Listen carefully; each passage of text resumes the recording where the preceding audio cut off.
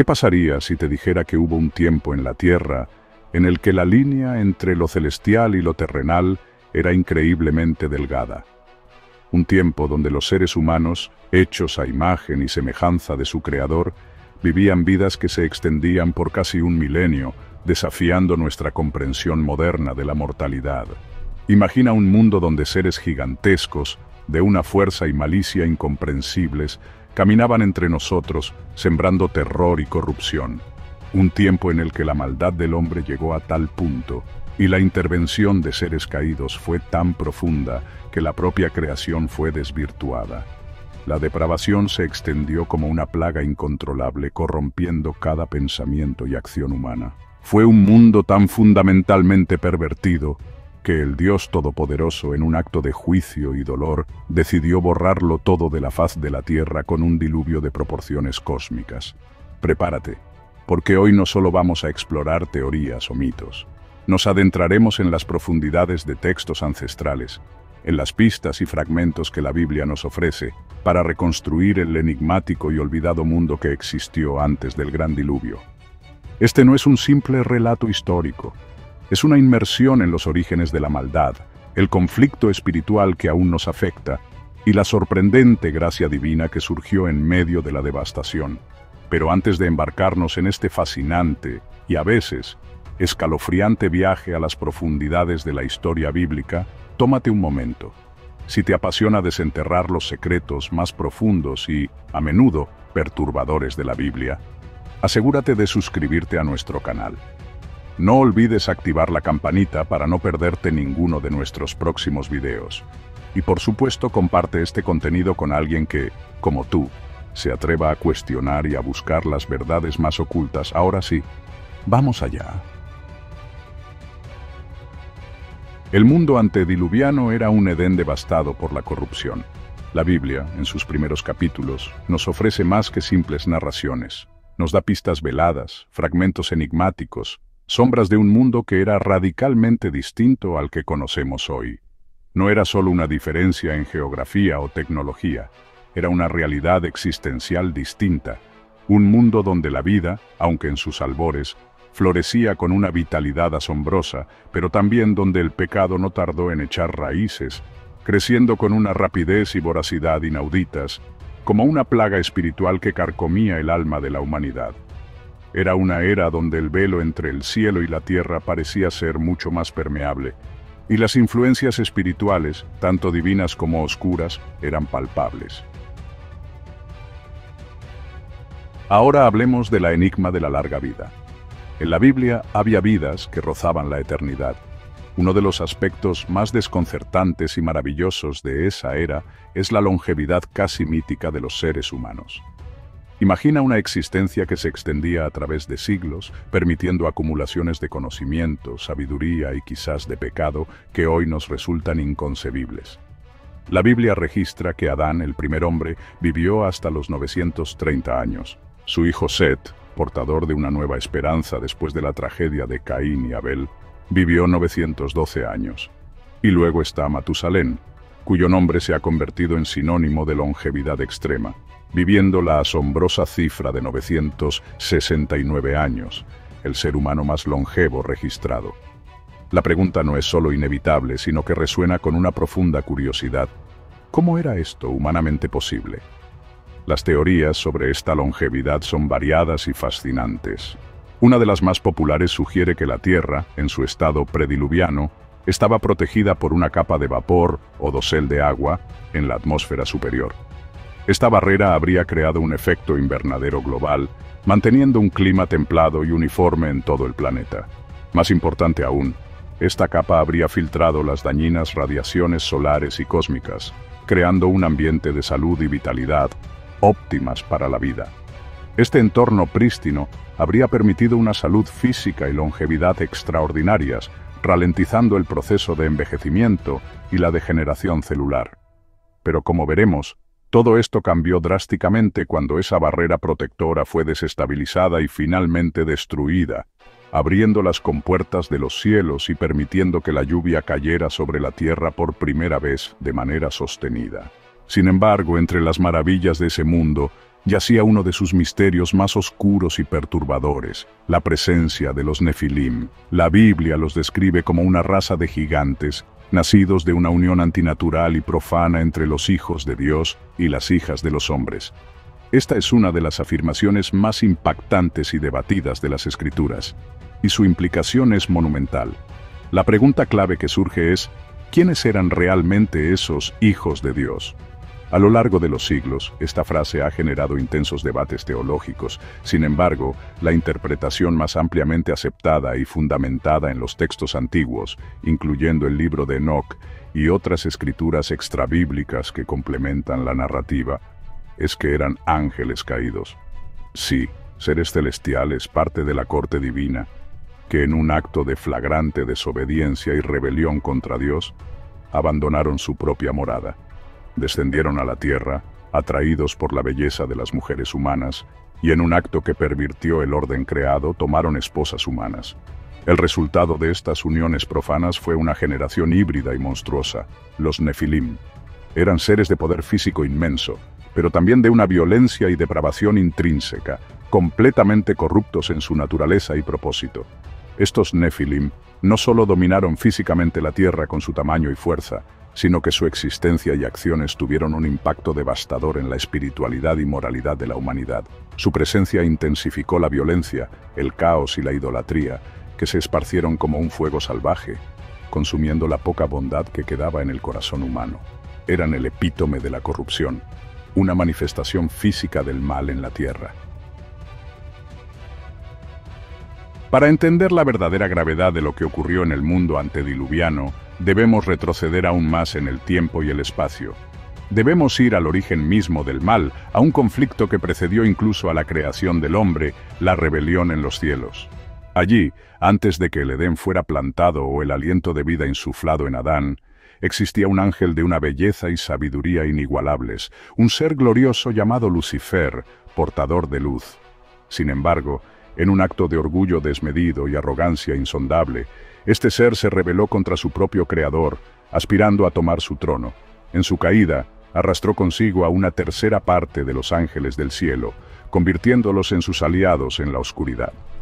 Expulsados del paraíso celestial, estos ángeles caídos, liderados por Satanás, como se le conocería después de su rebelión, fueron confinados a la esfera terrestre.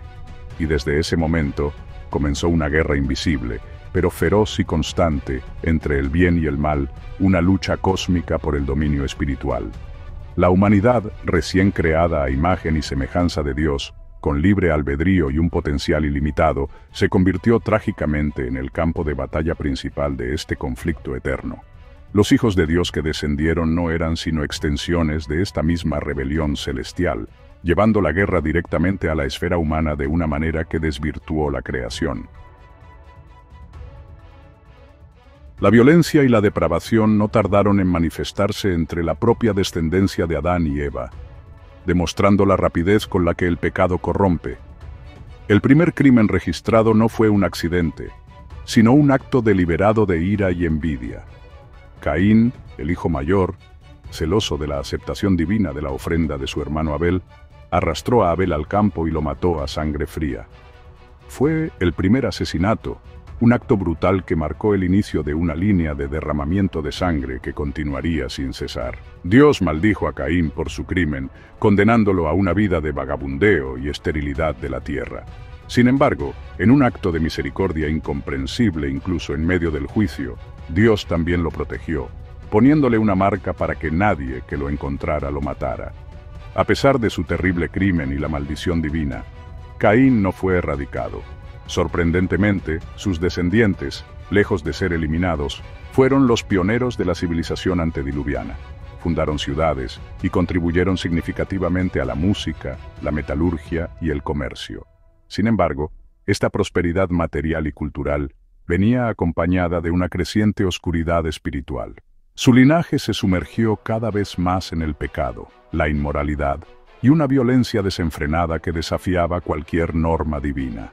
Uno de los descendientes más infames de Caín fue Lamec, quien no solo se convirtió en el primer polígamo registrado, tomando 2 esposas, sino que también presumía abiertamente de sus homicidios, jactándose de su brutalidad como si fueran logros dignos de admiración. La humanidad en su conjunto se alejaba más y más de Dios, hundiéndose en un abismo de depravación.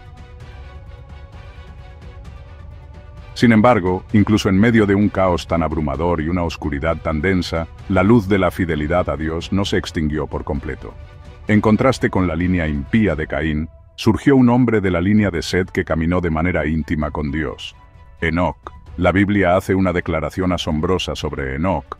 Caminó, pues, Enoc con Dios y desapareció porque le llevó Dios. Génesis 5:24. Esto significa que Enoc no experimentó la muerte física como el resto de la humanidad. Fue arrebatado directamente al cielo. Un testimonio viviente de la recompensa para aquellos que buscan a Dios con todo su corazón. Enoc no solo fue un ejemplo de piedad, sino que también fue un profeta valiente, advirtiendo a su generación corrupta del juicio inminente que se avecinaba. Su historia es un rayo de esperanza en medio de la creciente sombra, una clara señal de que, incluso en los tiempos de mayor corrupción y apostasía, Dios siempre busca y honra los corazones fieles y rectos. La narrativa bíblica nos lleva a un punto culminante de desesperación moral. La maldad en la tierra se había multiplicado exponencialmente, llegando a un nivel que entristeció profundamente a Dios. La Escritura es contundente. Y vio Jehová que la maldad de los hombres era mucha en la tierra, y que todo designio de los pensamientos del corazón de ellos era de continuo solamente el mal. Génesis 6:5. Esta frase es crucial. No era solo que hubiera actos de maldad, sino que cada pensamiento, cada intención, cada diseño del corazón humano era continuamente malo. La corrupción no era superficial, había penetrado hasta la médula de la existencia humana. Fue entonces, con el corazón afligido, cuando Dios tomó una decisión trascendental y dolorosa. Borraría todo rastro de la humanidad y de la creación terrestre, tal como la conocía, para comenzar de nuevo. Era un juicio drástico, pero necesario ante la imposibilidad de redimir una creación tan irremediablemente pervertida. Sin embargo, en medio de un mundo que se había podrido hasta la raíz, donde la violencia y la depravación eran la norma, la luz de la justicia no se había apagado por completo. Dios, en su infinita búsqueda de un remanente, encontró a un solo hombre que era justo e irreprensible entre sus contemporáneos, Noé. Él era el único que había encontrado gracia a los ojos del Señor.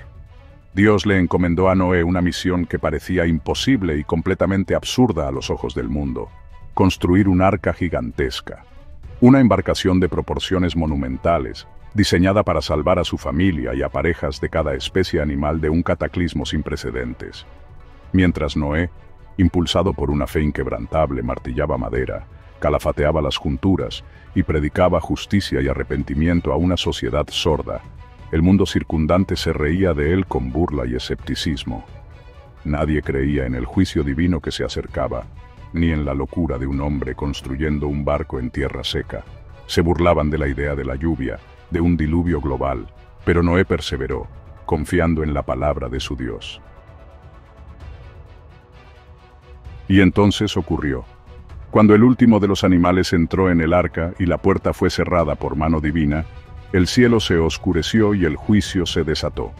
Las fuentes del gran abismo se abrieron, liberando torrentes de agua desde las profundidades de la tierra, y las ventanas de los cielos se abrieron, desatando una lluvia torrencial que no cesó durante 40 días y 40 noches.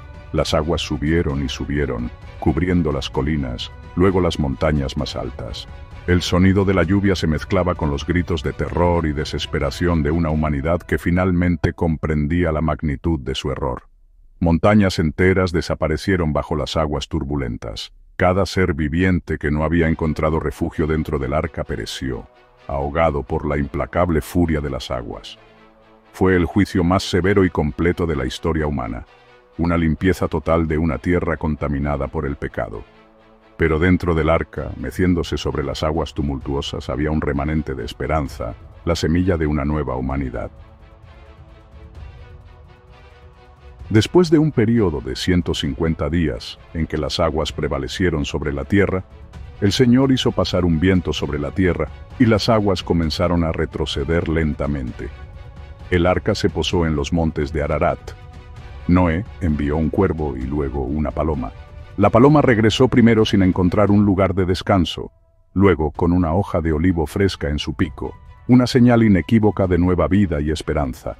Y finalmente, la paloma no regresó, indicando que la tierra estaba seca. La humanidad había recibido una segunda oportunidad, un lienzo en blanco para comenzar de nuevo. Cuando Noé y su familia, junto con todos los animales, salieron del arca a una tierra renovada, Dios hizo un pacto solemne con Noé y con toda la creación. Este pacto fue sellado con un hermoso arco iris que apareció en las nubes, una promesa eterna de que Dios nunca más destruiría la tierra con un diluvio de agua. Y así, con esta promesa divina comenzó una nueva y crucial etapa en la historia humana, con la expectativa de que el hombre, habiendo aprendido la lección, viviría de una manera más justa. El arco iris, en toda su espléndida gama de colores, no es simplemente un fenómeno natural resultante de la refracción de la luz a través de las gotas de agua. Es mucho más que eso. Es el símbolo eterno de la fidelidad de Dios y su gracia inmutable. Es un poderoso recordatorio de que, incluso después del más severo de los juicios, Él extiende su mano con misericordia y promesa. Es un testimonio visible de que Dios no se ha olvidado de nosotros, ni de su pacto con la humanidad. Para aquellos que abrazan la fe cristiana, el simbolismo del arca y el diluvio adquiere una profundidad aún mayor. Jesús se presenta como esa segunda oportunidad definitiva para la humanidad. Él es el arca espiritual en la que los creyentes encuentran salvación y refugio en medio de un mundo que, una vez más, parece alejarse peligrosamente de Dios, inmerso en su propia versión de corrupción y caos.